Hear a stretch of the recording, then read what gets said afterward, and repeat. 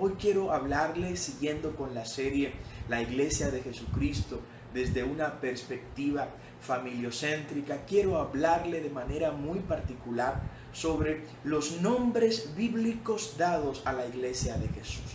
Esos nombres bíblicos que la Iglesia de Cristo ha tenido a lo largo de parte importante de su historia. Ustedes saben, como hemos dicho en otras ocasiones, que para la cultura hebrea el nombre marca un futuro profético para quien recibe ese determinado nombre. El nombre define de una u otra manera en el mundo espiritual cuál será la ruta que esta persona va a seguir en su vida de niño, de adulto, de joven, de anciano, de envejeciente. Por eso es importante que tengamos cuidado los nombres que colocamos a nuestros hijos. Y aunque el Señor nuestro rompe cualquier atadura, cualquier cadena, no pongamos a nuestros hijos nombres que contengan en sí desde ya maldición, sino todo lo contrario. Vamos a colocar nombres que respondan al propósito de Dios en cada tiempo, en cada coyuntura. Por eso quiero hablarles de esos nombres y cómo cada uno de esos nombres que ha recibido la Iglesia de Jesucristo a lo largo de toda su historia, de una u otra manera ha impactado la generación de cada una de esas iglesias. Esos nombres que se han fundamentado todos ellos en una declaración que hizo Cristo cuando le preguntaba a Pedro: Pedro, ¿quién dice la gente que yo soy? Y Pedro comenzó a responder y los otros discípulos comenzaron a responder también. Pero Pedro dio la respuesta más acertada: yo digo que tú eres el Mesías, que tú eres el ungido, que tú eres el prometido, el amado de las naciones. Y le dice el Señor a Pedro: Pedro, te digo que lo que tú has dicho, óyeme, no te lo ha revelado carne ni sangre, pero además de eso, sobre eso que tú has dicho, yo voy a fundar mi iglesia. Yo creo mi iglesia. Jesús creó su iglesia sobre la base de que Él es el Mesías, de que Él es el ungido, de que Él es el enviado, de que Él es el redentor de la humanidad. Con esto lo que te estoy diciendo es que estos nombres de los que te voy a hablar en este día están fundamentados sobre esa roca, y esa roca es Cristo. Por eso cuando veo y empiezo a analizar todos estos temas dados y estos nombres dados a la Iglesia de Jesucristo a lo largo de la historia, especialmente la iglesia naciendo, son nombres que nos revelan características de lo que somos tú y yo. Si eres iglesia, escríbeme un amén, envíame un amén, por favor. Si eres iglesia, tú estás siendo y has sido edificado sobre una roca. Y dice Cristo: y esta es mi iglesia, y la voy a edificar, y las puertas del infierno no prevalecerán contra ella. Hay un compromiso de Cristo de proteger su iglesia. Oraba días atrás y le decía: Señor, cuida tu iglesia, protege tu iglesia, haz que tu iglesia continúe creciendo en todo el mundo. Y no le voy a negar que mostraba cierta preocupación mientras oraba, pero luego me vino una iluminación en la cual el Señor me revela: mi hijo, yo soy el dueño de la iglesia es mía, y esto me da tanto confort. Y esto me llenó de tanta tranquilidad, porque vi que por más que nos afanemos, por más que hagamos y deshagamos, la iglesia es de Cristo.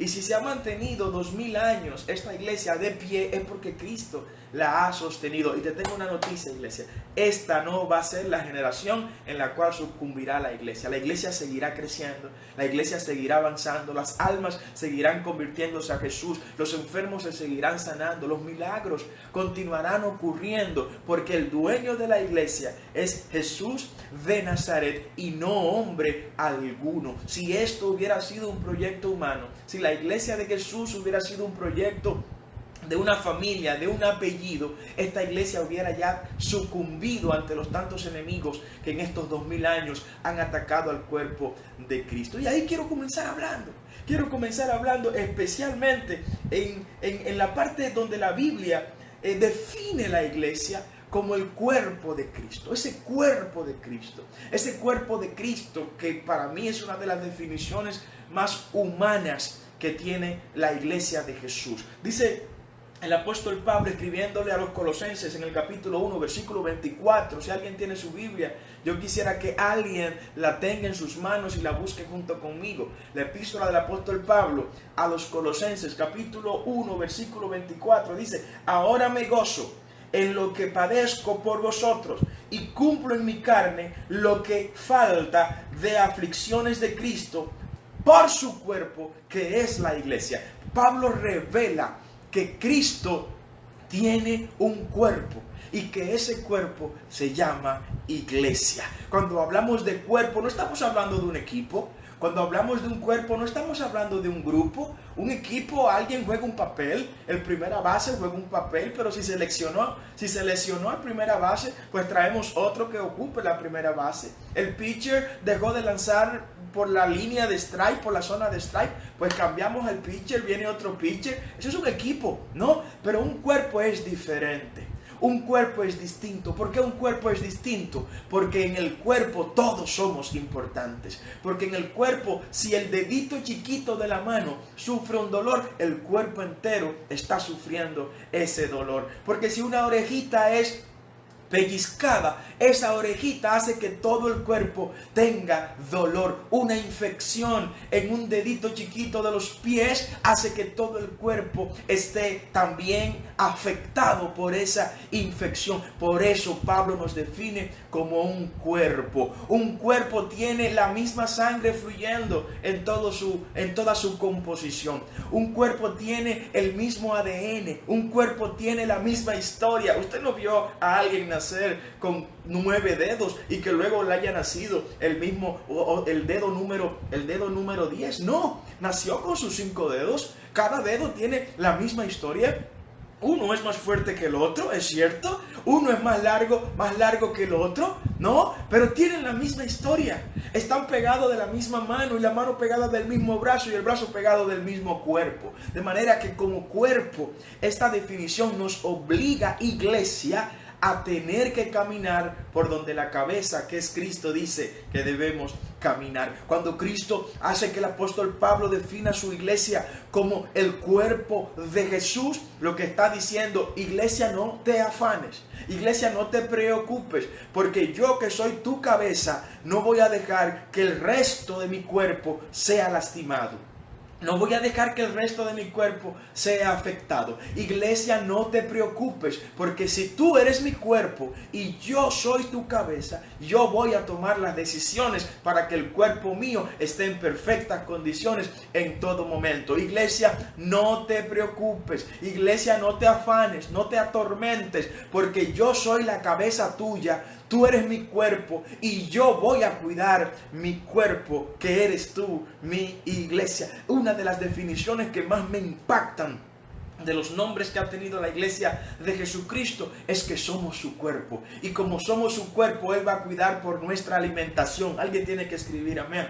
Como somos su cuerpo, Él va a cuidar por nuestra salud. ¿Qué cabeza quiere que su cuerpo esté enfermo? ¿Qué cabeza quiere que su cuerpo esté triste? ¿Qué cabeza quiere que su cuerpo se lance por un despeñadero? A menos que no esté fuera del orden mental, puede querer eso. Pero la cabeza que está en su sitial, en el lugar que debe estar, bendito sea el nombre del Señor, cuidará su cuerpo. Cristo cuida su cuerpo.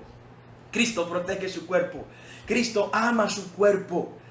Y una parte importante de todo esto es que al definir Cristo, la iglesia de Él, la iglesia de Jesús como su cuerpo, está dando un mensaje contundente a la unidad que tenemos con Cristo. Somos uno con Cristo, un cuerpo. Somos una misma cosa con Cristo. Estamos unidos de manera indisoluble con Cristo. Las arterias por donde circula nuestra sangre es la misma arteria por donde circula la sangre de Cristo. Cristo, que es nuestra cabeza, en Él, en la cabeza está el centro de control, de mando de todos nuestros cuerpos. Cuando Pablo dice: iglesia, tú eres el cuerpo de Cristo, lo que te está diciendo es que si vas a mover la mano es porque recibiste una orden de la cabeza. Es que si vas a mover los pies para caminar es porque recibiste una orden de tu cabeza, que es Cristo. Lo que está diciendo el apóstol Pablo cuando nos define como el cuerpo de Cristo, es que si vas a hablar es porque el centro del control de mando, que es el cerebro, ha ordenado que hables. En otras palabras, Pablo te está diciendo: iglesia, ya no vives tú, ahora vive Cristo en ti. Iglesia, ya tú no eres quien manda en ti, ahora manda tu cabeza. Cristo es la cabeza y nosotros como iglesia somos su cuerpo. Usted nunca ha visto una pierna andando sola por ahí. Usted nunca ha visto un brazo andando solo por ahí. Usted nunca ha visto un estómago comiendo y siendo depositario de alimentos de manera autónoma. No, es porque una cabeza da la orden. Iglesia, muévete en la orden de Cristo. Muévete en la decisión de Cristo. Camina en la voluntad de Cristo, que es nuestra cabeza. Nunca permitamos que nuestro cuerpo esté acéfalo. Nunca permitamos que como iglesia andemos sin la cabeza, que es Cristo, que nos dirige a toda verdad, como el Espíritu Santo a toda justicia. Quisiera leer en un amén de alguien en esta hora que se sienta ser cuerpo de Cristo. Habrá alguien que me está escuchando, viendo, que se siente ser cuerpo de Cristo, y comparta esta bendición con los demás diciendo: yo soy cuerpo de Cristo, y como cuerpo de Cristo por mí fluye en mis arterias, en mis venas la sangre de Cristo. En mi cuerpo tengo el ADN de Cristo. En las células que comparto son las que comparto con Cristo. Mi historia es la historia de Cristo. Bendito sea el nombre del Señor. La Biblia continúa describiendo la iglesia, y otro de los nombres que se le da a la iglesia de Jesucristo es casa de Dios, columna y baluarte de la verdad. Impactante este nombre que recibe la iglesia de Jesucristo. Casa de Dios y columna y baluarte de la verdad. Esta descripción se la da el apóstol Pablo a Timoteo cuando está enseñando a Timoteo a la altura de la primera epístola de Pablo a el joven pastor Timoteo, en el capítulo 3 versículo 14. Pablo le dice: mira, te voy a dar unos consejos como padre espiritual tuyo, y los consejos que te voy a dar es para que te manejes bien, para que guíes bien, para que administres bien la iglesia de Dios, que es casa de Dios, columna y baluarte de la verdad. Esto es un nombre que Pablo le está poniendo a la iglesia de Jesucristo. Pablo le está diciendo: oye, Timoteo, lo que he puesto en tus manos, lo que he puesto en las manos de los obispos, en las manos de los pastores, es para que administren bien la casa de Dios. Hablar de la iglesia de Jesucristo es hablar de la casa de Dios. Y cuando me viene esta definición de la casa de Dios, no puedo olvidar lo que ocurrió allá al principio de los tiempos, cuando inició el pueblo hebreo. ¿Recuerdan cuando Jacob recibió la bendición de su padre Isaac, y también Esaú recibió su bendición? Jacob salió a buscar mujer hacia la tierra de Canaán, hacia el pueblo donde habitaba la herencia de Dios. Jacob le dijo: no busquen mujeres que no sean de la tierra de donde nosotros venimos. Bueno, en ese camino, en ese trayecto, dice la palabra que Jacob se durmió y que recostó su cabeza de una piedra, y mientras estaba durmiendo recibió una revelación donde veía que ángeles bajaban y que ángeles subían, y que ahí, cuando despertó Jacob, dijo de manera enérgica una expresión que hoy se aplica para la definición de la iglesia. Como dijo Pablo ahora a Timoteo, en 1 Timoteo, le dijo: esa es la casa de Dios, la que tú estás administrando. Dijo Jacob en aquel entonces, milenios antes, dijo: oh, pero al ver lo que he visto, y estos ángeles que bajaban, y estos ángeles que subían, dice Jacob, me doy cuenta que esto no es otra cosa, este lugar donde estoy no es otra cosa que casa de Dios y puerta del cielo. Quiero definir la iglesia como puerta del cielo. La iglesia es puerta del cielo. La iglesia es casa de Dios. Si A es igual a B y B es igual a C, entonces C es igual a A. Por lo cual, si Jacob dijo que ese lugar que llamó Betel, que significa exactamente eso, casa de Dios, si ese lugar fue denominado casa de Dios y también fue denominado puerta del cielo, entonces hoy la iglesia no solo es casa de Dios, sino que también es puerta del cielo, un lugar por donde la gente entra al cielo. Te estoy diciendo, iglesia, que el poder que Cristo puso sobre ti como su cuerpo es un poder que te describe con autoridad en la tierra y con autoridad en los cielos. Por eso, puerta del cielo y casa de Dios es la iglesia de Jesucristo. El apóstol Pablo sigue definiendo la descripción, dándole nuevos nombres a la iglesia de Jesús, y le dice: no solo es casa de Dios, Timoteo, lo que tú tienes para dirigir, para guiar, para cuidar, no solo es casa de Dios, también es columna y baluarte de la verdad. Quiero hablarte de ese concepto de la columna. La columna es el centro de apoyo de las fuerzas de una edificación. Sobre una columna se deposita esfuerzo. Sobre una columna se deposita fuerza, se depositan pesos. Un edificio sin columna estará sin el soporte necesario que aguante el peso, primero, de los materiales de la construcción.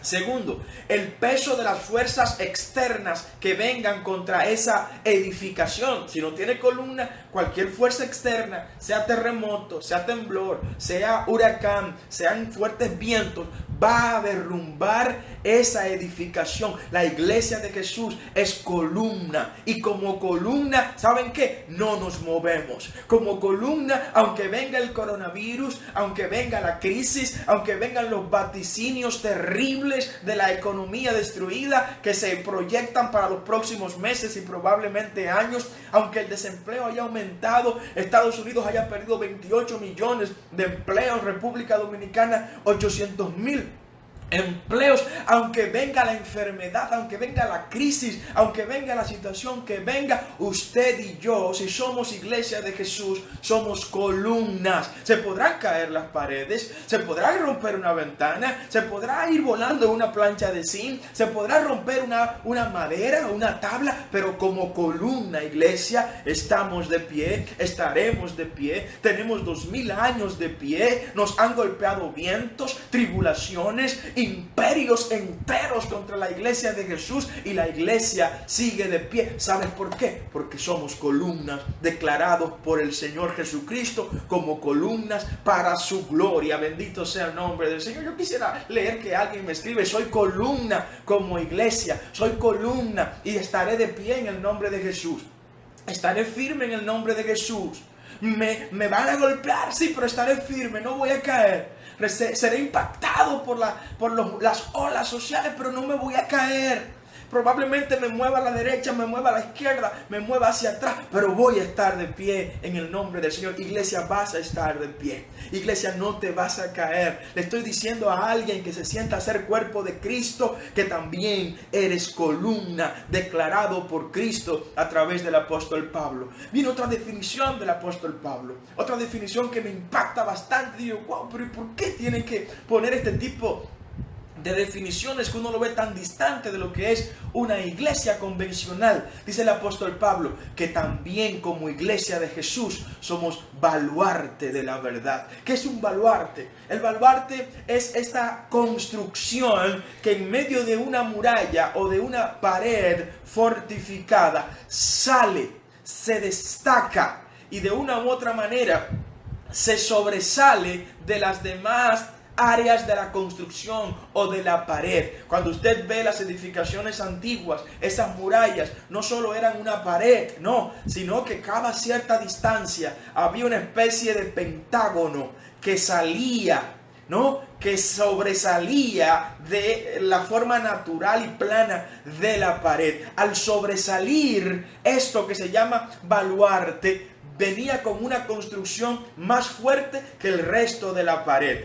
Al sobresalir era reforzada esa área que se llama baluarte, porque ahí se colocaban armamentos y municiones para bombardear al enemigo. Pero también esa era una especie de mayor protección en esa fortaleza. La iglesia de Cristo, dice el apóstol Pablo, que es baluarte de la verdad. Usted y yo no somos una pared común y corriente.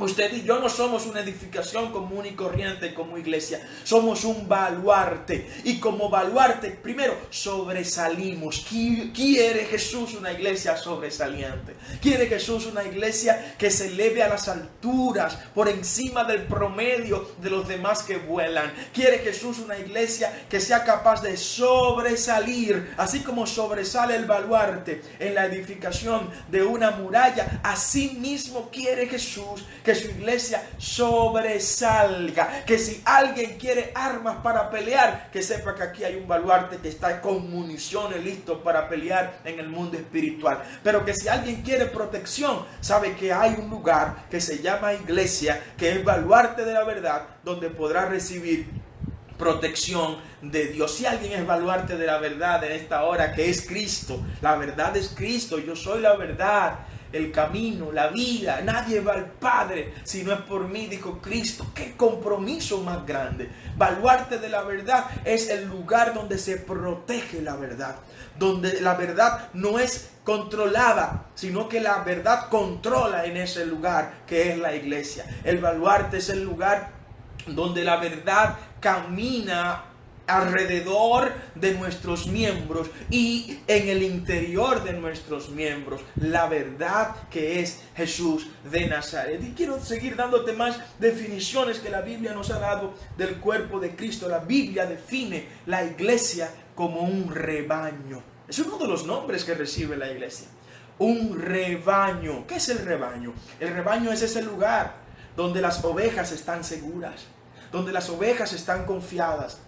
El rebaño es el lugar donde las ovejas tienen alimento, tienen amor, tienen cuidado, tienen protección. El rebaño es el lugar donde las ovejas sienten que están en mejores condiciones que en ningún otro lugar. En ningún otro lugar unas ovejas confiables, que sean ovejas, se sentirán tan bien cuidadas, bien resguardadas, bien alimentadas y bien amadas como lo es en el rebaño. El libro de los Hechos, capítulo 20, versículo 28. Ojalá tengas tu Biblia en la mano y puedas buscarlo conmigo. Libro de los Hechos, capítulo 20, versículo 28. Por tanto, mirad por vosotros y por todo el rebaño en que el Espíritu Santo os ha puesto por obispos, para apacentar la iglesia del Señor, la cual Él ganó por su propia sangre. El rebaño es ese lugar. Está escribiendo el apóstol acá sobre la necesidad de que al momento de abrazar la fe,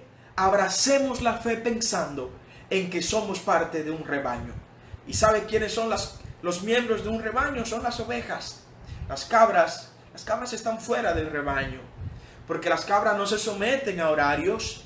Las ovejas tienen que salir a pastar a tal hora.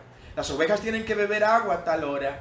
Las ovejas tienen que orar a tal hora. Las ovejas deben estudiar la palabra a tal hora. Las ovejas deben sacrificar alabanza y adoración a Dios a tal hora. Las ovejas tienen que ofrendar, las ovejas tienen que diezmar, las ovejas tienen que bendecir a otros. Las ovejas tienen que ser parte integral de un cuerpo que se llama rebaño.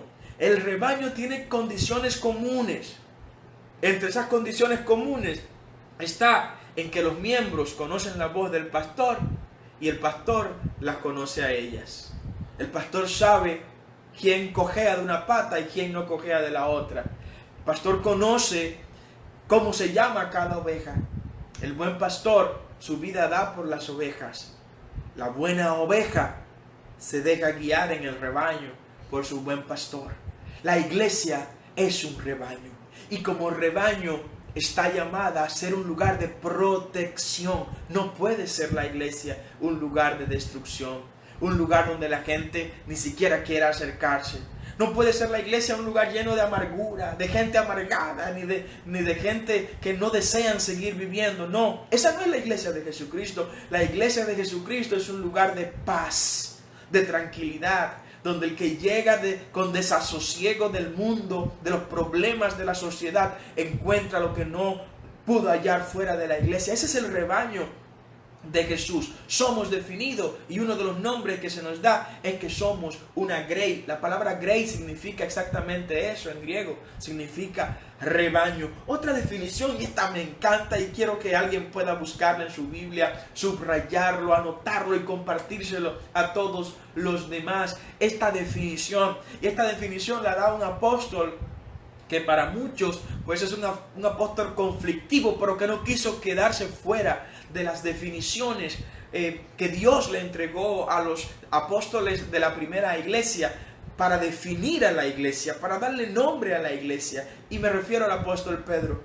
El apóstol Pedro en su primera epístola, capítulo 2, versículo 9 en adelante, ojalá pueda buscarlo, por favor búscalo ahora y léelo junto conmigo. Dice Pedro: mas vosotros sois, primer libro de Pedro, capítulo 2, versículo 9, primera epístola de Pedro, capítulo 2, versículo 9 en adelante. Mas vosotros sois, primero, linaje escogido. Es la primera descripción que Pedro le da a la iglesia. Ustedes como iglesia, dice el apóstol Pedro, ustedes son linaje escogido. ¿Qué es el linaje? El linaje es la ascendencia o la descendencia de una determinada familia. El linaje tal, cuando le hablan del linaje tal, le están hablando no solo de lo que tiene que ver con la parte correspondiente a la gente de atrás, sino también a la gente que viene adelante, los descendientes. Linaje es ascendencia y linaje es descendencia. Pero casi siempre en la cultura hebrea que se utiliza el concepto linaje, ¿sabe de qué están hablando? Están hablando de realeza, están hablando de nobleza, están hablando de la gente que está en las alturas. Vosotros sois linaje escogido, dice el apóstol Pedro. Ustedes son parte de una familia de la nobleza, de una familia de la realeza. Ustedes son parte de una estirpe. Sobre ustedes circula sangre de la realeza. ¿Pero de cuál realeza? Si yo vengo de abajo, vengo de la orilla del río, vengo debajo del puente, vengo de la miseria humana, de la pobreza económica. ¿De qué linaje y de qué nobleza me estás hablando? Si eres cuerpo de Cristo, eres de la nobleza del Rey de Reyes y Señor de Señores. Si eres parte del cuerpo de Cristo, dice el apóstol Pedro, eres miembro de la realeza de la eternidad de nuestro Jehová Dios de los ejércitos y del Cordero Inmaculado, a quien se le dio un nombre que es sobre todo nombre y sobre el cual o debajo del cual toda rodilla tendrá que doblarse. Pedro nos define como linaje escogido, no un linaje cualquiera, no el linaje de un reino, de una tribu de allá, no. Usted es linaje escogido, de todo lo bueno que es el linaje, de todo lo rico, maravilloso, abundante, sorprendente que es ser parte de un linaje. Nosotros hemos sido escogidos de lo mejor. Yo quiero que alguien pueda creer esta palabra en esta hora. No eres cualquier cosa si eres iglesia. No eres cualquier oveja si eres iglesia. Tu cuerpo no es cualquier cuerpo si eres iglesia. Tu futuro no es cualquier futuro si eres iglesia. Si eres cuerpo de Cristo, eres también linaje escogido. Y como linaje escogido, dice la palabra, fuiste sentado en lugares celestiales juntamente con Cristo. Quisiera leer que alguien me escribiera: soy linaje escogido, aún en medio de esta pandemia, aún en medio de este coronavirus, yo soy linaje escogido, yo tengo nombre como iglesia y uno de esos nombres es: soy linaje escogido. Sigue diciendo el apóstol Pedro: vosotros sois linaje escogido, y dice más: vosotros sois real sacerdocio. Estoy en primera de Pedro, capítulo 2, versículo 9. Vosotros como iglesia, ustedes son linaje escogido, pero también ustedes son real sacerdocio. El sacerdote, hay toda una historia y todo un mundo por comentar para el tema del sacerdocio. Pero el sacerdote de manera concreta es el que consagra, es el que santifica, es el que sacrifica, es el que está apartado para ministrar las cosas santas del Señor.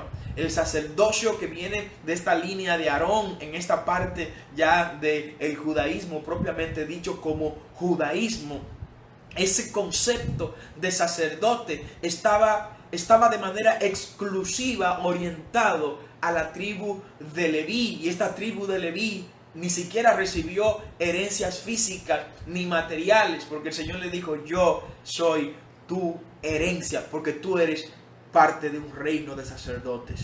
Tú eres un sacerdote real. Tú no eres un sacerdote cualquiera, no. Tú no eres un sacerdote que va a estar allá en la cola del templo barriendo el templo. Tú no eres un sacerdote que va a estar allá en una sinagoga, en aquella montaña o en aquel pueblecito, no. Tú eres un sacerdote real. Es lo que está diciendo Pedro.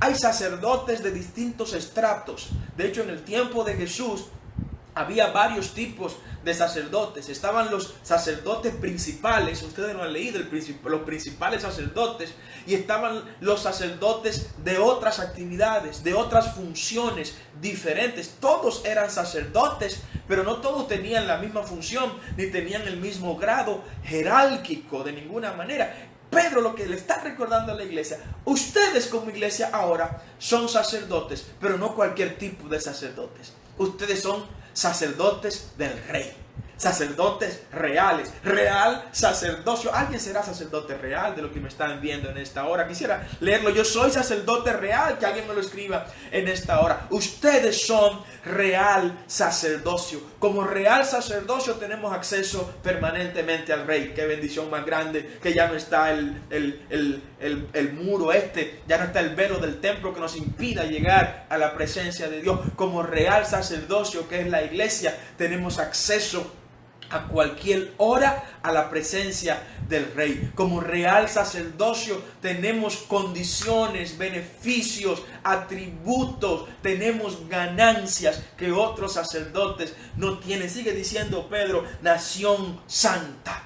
Aquí viene ya el compromiso. Este es uno de los nombres de la iglesia que más comprometen a la iglesia. Ustedes son nación santa. Como nación santa, lo que está hablando es de apartamiento. Ustedes son una nación que fue apartada para mí, que fue apartada para el servicio a mí. Ustedes como iglesia son una nación seleccionada, pero además de seleccionada, apartada. En otras palabras, sacadas del montón para que yo me glorifique a través de usted. Es lo que Cristo está diciendo a través del apóstol Pedro. Somos una nación santa. Y este es un compromiso. Y es un compromiso que el mismo Señor nos ordenó: sean santos porque yo soy santos.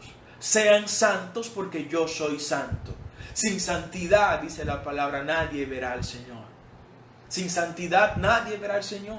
Buscad la paz y la santidad con todos, sin la cual nadie verá al Señor. ¿Habrá alguien entre los que nos ven que se pueda definir como nación santa? Si eres iglesia, escribe por favor: soy nación santa. Gracias al Señor. Sigue el apóstol Pedro diciendo: ustedes son como iglesia, pueblo adquirido por Dios. Pueblo adquirido por Dios. No estamos hablando de un pueblo heredado, no. Nosotros no somos un pueblo heredado, somos un pueblo adquirido por Dios. Nosotros no somos un pueblo que se agregó a Dios, no. No somos un pueblo que decidió. Nosotros no decidimos ir a ser propiedad de Dios, no. Dios nos adquirió a nosotros. Pueblo adquirido por Dios. La iglesia es un pueblo adquirido por Dios. La iglesia no es un pueblo adquirido por la enfermedad. La iglesia no es un pueblo adquirido por la crisis económica. La iglesia no es un pueblo adquirido por el virus. La iglesia no es un pueblo adquirido por el coronavirus. La iglesia no es un pueblo adquirido por el sistema, por el modelo. Por eso la iglesia ha sobrevivido todos los modelos, ha sobrevivido todas las crisis. La iglesia ha sobrevivido todas las circunstancias. No importa lo que haya ocurrido, la iglesia ha sobrevivido todas esas situaciones. ¿Saben por qué? Porque la iglesia es propiedad de Dios. Dios fue quien adquirió a la iglesia a través de la sangre de Cristo derramada en la cruz del Calvario. Fuimos adquiridos a precio de sangre, y de sangre del Cordero Inmaculado de Dios. Fuimos adquiridos por aquel que nos tiene hoy en sus manos. Si eres iglesia, di: yo estoy en las manos del Señor. Escríbeme por favor: yo estoy en las manos del Señor. Eres iglesia Y como eres iglesia, eres propiedad de Dios. Pero el apóstol Pedro no se queda acá, sino que nos dice para qué Dios nos adquirió. Nos adquirió para que anunciemos las virtudes de aquel que nos llamó de las tinieblas a su luz admirable. Ya no vives más en tinieblas si eres iglesia. Ya no eres más esclavo del temor, como dice Julio Mergal. Ya no eres más esclavo del pecado, no eres más esclavo de las circunstancias. No, eres dueño de lo que Dios te ha entregado y Dios es el dueño tuyo. Jesús es tu propietario. Jesús es tu amo, Señor. Es el Rey de Reyes, en cuyo reino y de cuyo reino tú eres un real sacerdote. Alguien tiene que escribirme un amén en esta hora. Quiero sentir que le estoy predicando a gente que está activo en este momento. Vosotros que en otros tiempos ni siquiera éramos pueblo, dice el apóstol Pedro. Y quiero continuar con estos nombres gloriosos. Nombres que nos da cierto carácter de iglesia y que nos ayuda a entender por qué por qué hemos llegado hasta aquí 2000 años después y por qué seguiremos vivos, vigentes, hasta que Dios venga por nosotros. Otro de los nombres que nos da las Sagradas Escrituras como iglesia es la Jerusalén celestial. La Jerusalén celestial. Sí, la Biblia nos describe como iglesia y nos pone el nombre de la Jerusalén celestial. La Jerusalén natural es aquella que está en Israel, que es la capital eterna de Israel, la ciudad del gran rey. Esa Jerusalén está ahí y tiene que ser propiedad de los judíos 100%, porque es un compromiso de Dios y siempre fue de los judíos, siempre fue de Israel, Jerusalén. Por eso oramos por la paz en Israel y para que todo lo que es de Israel les sea devuelto, para que se cumplan las profecías. El Señor nos describe como la Jerusalén celestial, nos define como el monte de Sión, como la ciudad del Dios vivo. Esa es la iglesia. Esa es la iglesia de Jesucristo. Ese es el cuerpo de Jesús. Y quiero que te vayas conmigo, por favor, a la epístola de los Hebreos. La epístola de los Hebreos, sin importar quién la haya escrito. Creemos que fue el apóstol Pablo de manera particular. Pero sin importar quién la haya escrito, el escritor de los Hebreos revela unos nombres para la iglesia que yo quiero compartirlo contigo en esta hora. Y que quiero que lo abraces y que quiero que lo multipliques en el nombre poderoso de Jesús. Dice el escritor de los Hebreos en el capítulo 12, versículo 18 en adelante: porque no os habéis acercado al monte que podía palpar. O sea, está diciendo el escritor, al monte al que usted y yo nos hemos acercado, en el cual estamos, en el cual vivimos y al cual nos hemos aferrado, no es un monte que podemos tocarlo. No es un monte donde vamos a ir a ver la hierba crecer. No, no. Como era aquel monte. El monte de Sión. Recuerda aquel monte de Sión. Que David tenía su fortaleza en ese monte de Sión. Y sigue diciendo el escritor. Y que ardía en fuego a la oscuridad, a las tinieblas y a la tempestad. Aquí está hablando el escritor de los Hebreos del monte Horeb. El monte Horeb donde ardía las llamas, la zarza en llamas. Algunos creen que está refiriéndose aquí también al monte Sinaí, de donde Moisés bajó con las tablas y que ardía el fuego también allá arriba. Y sigue diciendo el versículo 19 de Hebreos 12, anótelo por favor y compártalo con los suyos. Dice, al sonido de la trompeta y a la voz que hablaba, la cual los que la oyeron rogaron que no se hablase más. Este es el monte Sinaí, porque no podían soportar lo que se ordenaba. Si aún una bestia tocara ese monte, sería apedreada o pasada con dardo. Oigan lo que dice el versículo 21. Y tan terrible era lo que se veía, que Moisés dijo, estoy espantado y temblando, sino que os habéis... Ahora viene a decirnos el escritor de los Hebreos, ¿a cuál monte es que usted y yo nos hemos integrado? ¿A cuál lugar es que usted y yo nos hemos integrado? Sino que os habéis acercado al monte de Sión, a la ciudad del Dios vivo, Jerusalén la celestial, a la compañía de muchos millares de ángeles. El escritor de los Hebreos está diciendo, miren, Jerusalén, la natural, la han destruido muchísimas veces. La destruyó Nabucodonosor, la destruyeron los griegos, los romanos, los persas, los sirios, la destruyeron los otomanos, la destruyeron en una etapa o la poseyeron los ingleses, los árabes también, hasta un pedazo la han tomado. Esa es la Jerusalén material, física. Pero dice la Escritura a los hebreos, esa no es la Jerusalén de la que ustedes hoy son parte. No. Cada gente que ha sido lavada por la sangre de Cristo, cada persona que ha sido limpiada con la sangre de Cristo, ha sido hecha parte de la Jerusalén celestial. Y quiero compartirte lo que dice Juan en Apocalipsis, para que veas dónde viene este paralelismo bíblico que quiero compartirte contigo en esta hora. Juan, en el libro de Apocalipsis, que fue quien lo escribió, dice en Apocalipsis capítulo 21, ya terminando ese Apocalipsis, Apocalipsis 21, versículo 2, dice: y yo, Juan, vi la santa ciudad, la nueva Jerusalén, descender del cielo de Dios, dispuesta como una esposa ataviada para su marido. Juan está viendo la iglesia.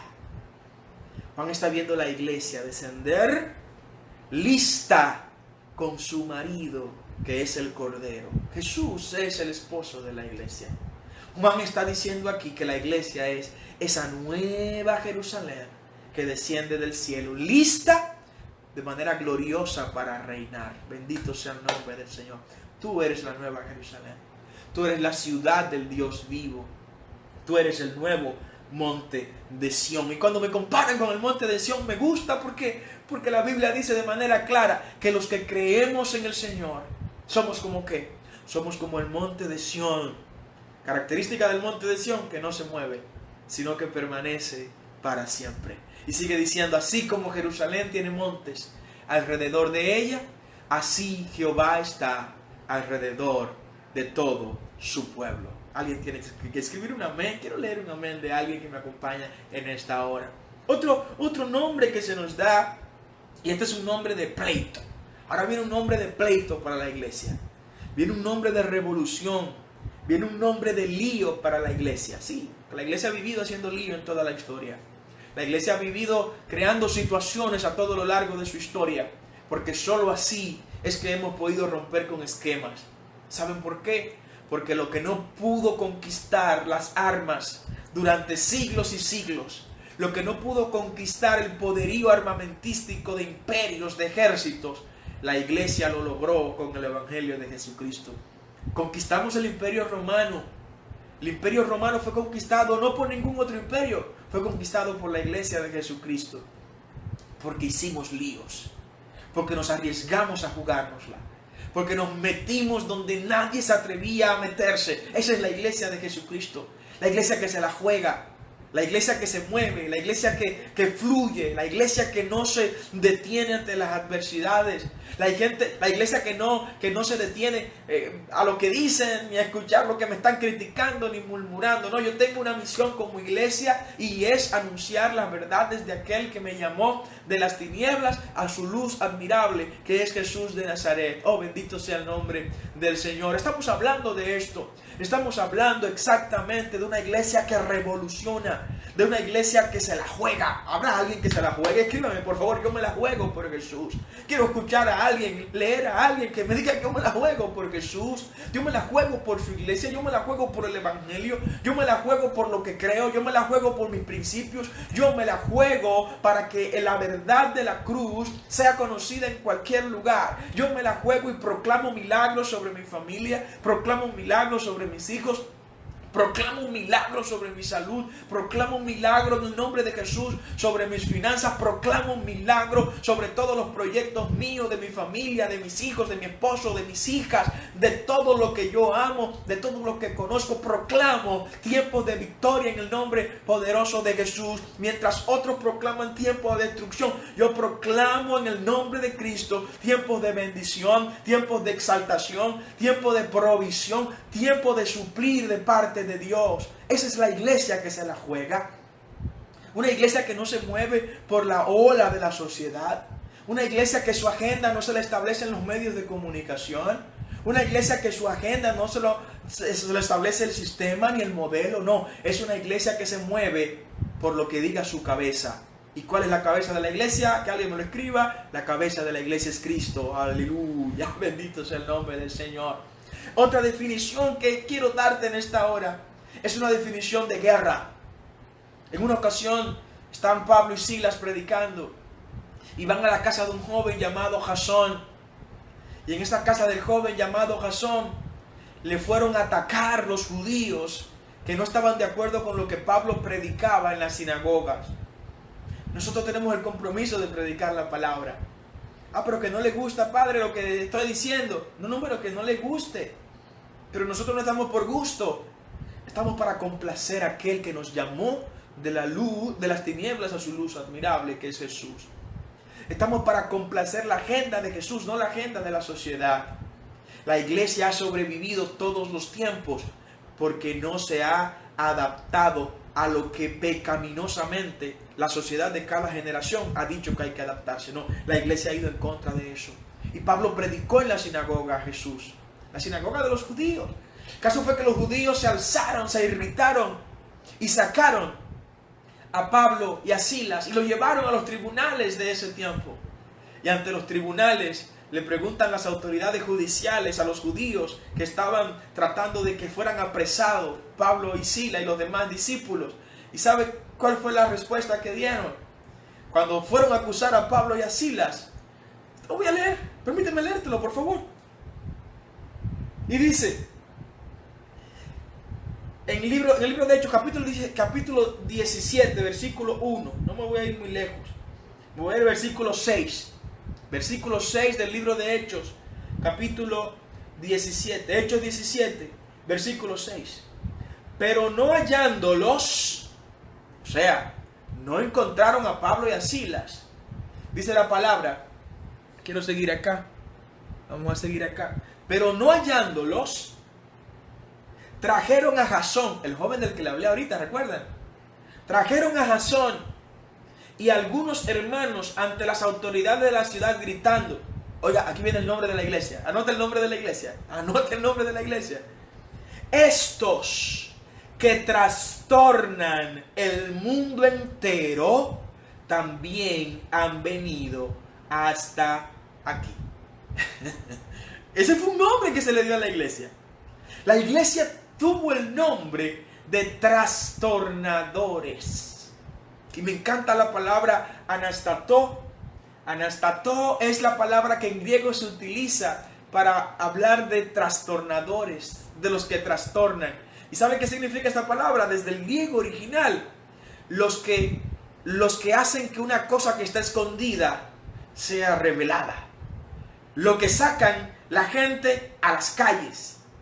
Los que se revelan. Los que hacen que lo de arriba se vuelva para abajo.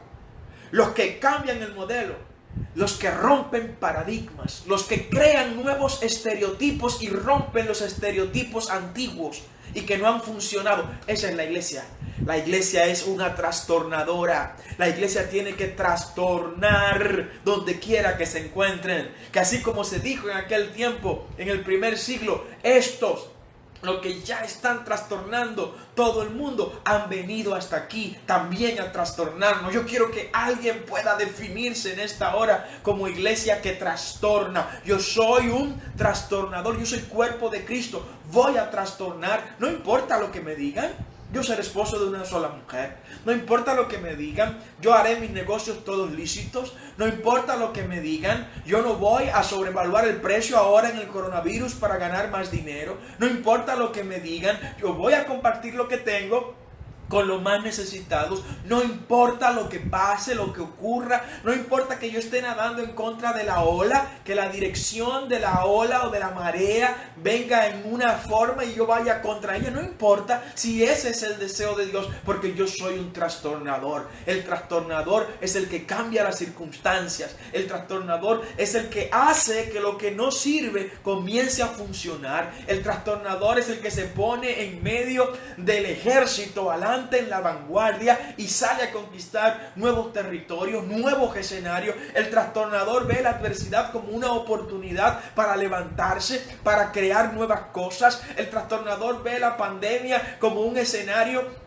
donde puedo desarrollar nuevos proyectos, nuevos planes. El trastornador ve la circulación del coronavirus como una oportunidad para reflexionar en lo que es mi presente y mi nuevo futuro. El trastornador, antes de ver que llegó al final, cuando ve un obstáculo, lo que está viendo es una necesidad urgente de buscar nuevas medidas, nuevos medios, nuevas estrategias para poder alcanzar la meta que Dios puso en mi corazón. El trastornador, como dice acá el escritor del libro de los Hechos, aquí llegaron, definiendo a la iglesia, los que trastornan a todo el mundo. Lo que está diciendo, aquí llegaron los que resuelven los problemas, los que no se rinden ante la adversidad, los que no se dejan derrotar por las situaciones, los que por encima de la ola aprenden a nadar, los que por encima de la tormenta aprenden a volar, los que por encima de la montaña, oh gloria al Señor, aprende a abrir caminos, los que hacen que en el desierto donde no hay agua fluyan ríos de bendición. Esa es la iglesia de Jesucristo. Es la iglesia que trastorna, la iglesia que renueva, la iglesia que transforma. Y ya vamos terminando, pero una de las definiciones hermosísimas y de iluminación que el Señor nos ha dado cuando habla de la definición de la iglesia es la iglesia como candeleros. Candeleros. El libro de Apocalipsis, capítulo 1, versículo 1 en adelante, habla de que el Señor le reveló una voz al apóstol Juan, y en esa voz le decía: mira, te voy a mostrar algo, te voy a mostrar 7 estrellas, que son los 7 ángeles de las 7 iglesias. Los pastores son definidos como estrellas en el Apocalipsis, gloria a Dios por eso. Pero te voy a enseñar los 7 candelabros, que son las 7 iglesias. El tiempo no nos va a dar, pero lea el capítulo 21, el capítulo 1 de Apocalipsis, del versículo 2 en adelante, léalo completo. Pero define aquí el Señor a la iglesia como candelabros. La palabra que utiliza aquí, el original de hebreo para este candelabro, lo que está usando, el apóstol Juan, es la palabra menorá. La menorá es una sola pieza de oro que se utilizó y se utiliza todavía. Es el símbolo judío más viejo de toda la historia, más antiguo de toda la historia, inclusive más antiguo que la estrella de David, y que aparece en el libro de Éxodo capítulo 25, que el Señor le ordenó a Moisés que la fabricara. Es de oro completo y tiene 7 brazos. ¿La han visto? Donde se encienden los 7 brazos, y en el medio tiene uno que es el que está por lo general prendido, y el fuego de las 3 de la derecha y las 3 de la izquierda se enciende con eso, como diciendo: la iglesia está para estar encendida, para estar iluminada, para estar bendiciendo a los demás. Y la última definición que quiero dejarte en este día es que la iglesia es definida por el apóstol Pablo como una familia. Vuelvo al tema de la familia y de la iglesia familiocéntrica. Cuando le escribe a los Efesios capítulo 2 versículo 18, dice la palabra, el versículo 19: así que ya no sois extranjeros ni advenedizos, sino conciudadanos de los santos y miembros de la familia de Dios. ¿Eres iglesia? Si eres iglesia, eres miembro de la familia de Dios. Esta es la definición que más se nos acopla para estos tiempos. Eres cuerpo de Cristo, eres iglesia, eres la esposa del Cordero, eres el candelabro como iglesia, pero eres familia de Dios. La iglesia es la familia de Dios. Y la familia de Dios, le tengo una noticia, no está cerrada. La familia de Dios está activa, por lo cual la iglesia está abierta. La iglesia está activa. Quiero orar por todos los que nos ven desde ahora y que quieren aceptar a Jesús como su Salvador. Padre, en el nombre de Jesús te pido que perdones los pecados de aquellos que ahora están confesándote como su Salvador, como su Redentor. Te pido que lo aceptes. Guárdalos, protégelos. Si están enfermos, te ruego, te imploro en el nombre de Jesús y conforme a tu voluntad, que operes milagros de salud, milagros familiares, milagros generativos, milagros de reconstrucción de órganos, restablecimiento de órganos, milagros financieros. Padre, declaro sobre cada uno de tus hijos, y por eso oramos en el nombre poderoso de Jesús. Les bendecimos con toda bendición. Y declaramos que en el nombre de Cristo su gracia, su gloria, su presencia eterna estará por siempre en todos